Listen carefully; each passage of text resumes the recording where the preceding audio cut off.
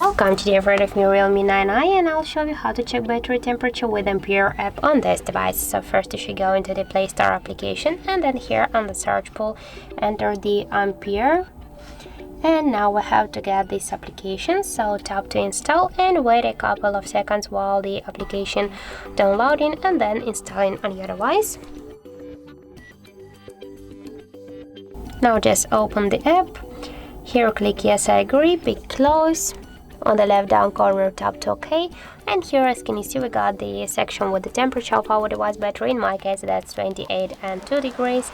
Also got here the level of the battery health, capacity, and more and other information, and more other information like the device model, Android version, and more other info.